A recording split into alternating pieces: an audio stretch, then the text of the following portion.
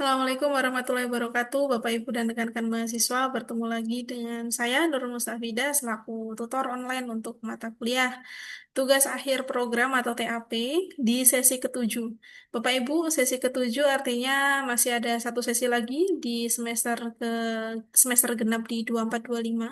Jadi Bapak Ibu dan rekan-rekan, saya ingatkan bagi Bapak Ibu dan rekan-rekan yang belum mengerjakan tugas satu dan tugas 2 di sesi 7 ini, dan diskusi-diskusi di sesi sebelumnya mohon segera dilengkapi agar saya bisa memberikan nilai. Jika belum saya berikan nilai, mohon bersabar. Saya akan segera memberikan nilai pada setiap pengerjaan tugas yang Bapak Ibu kerjakan. Baik Bapak Ibu, di sesi ke-7 ini kita akan melanjutkan sesi sebelumnya. Jadi di sesi ke-7 kita akan belajar terkait prinsip dan praktek sistem pengendalian manajemen dalam fungsi keuangan, produksi, pemasaran maupun SDM. Jadi Bapak Ibu kalau dilihat di tugas yang kami berikan kepada Bapak Ibu dan rekan-rekan, sebetulnya tugas kami itu adalah komprehensif dari mata kuliah-mata kuliah yang sebelumnya sudah Bapak Ibu kerjakan, mulai di mata kuliah BLK, AIK, dan di mata kuliah yang lain.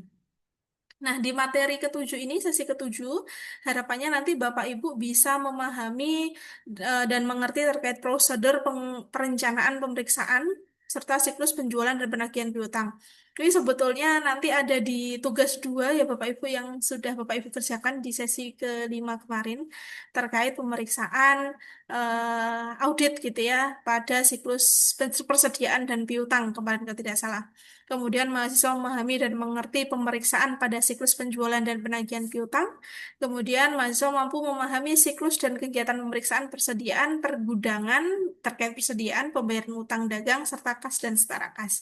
Nah, jadi untuk sesi ketujuh ini akan ada evaluasi tutor online Bapak Ibu. Jadi nanti Bapak Ibu diharap mengerjakan dulu agar nanti sesi diskusi 7 dan tugas 3 bisa Bapak Ibu buka untuk submit tugas. Nah, saya akan menjelaskan sedikit terkait materi inisiasi kita di sesi ketujuh. Sistem pengendalian manajemen dan pemeriksaan siklus akuntansi. Jadi SPM atau boleh SPI juga boleh ya Bapak Ibu, sistem pengendalian internal. Nah, dalam pelaksanaannya Bapak Ibu ya, jadi dalam pelaksanaannya SPM atau SPU sangat penting di perusahaan, tujuannya adalah untuk mengendalikan seluruh aktivitas atau siklus yang ada di perusahaan, mulai dari siklus persediaan, siklus penjualan, kemudian dan siklus-siklus yang lain, siklus piutang dan lain-lain.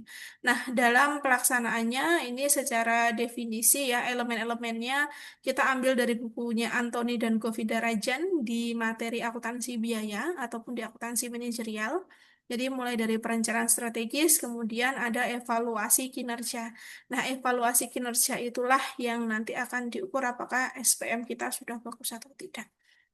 Nah, selain itu, dalam penilaian pencapaian strategi juga seringkali digunakan balance scorecard untuk mengukur apakah kinerja keuangan dan non-keuangan perusahaan itu sudah berjalan dengan baik atau tidak.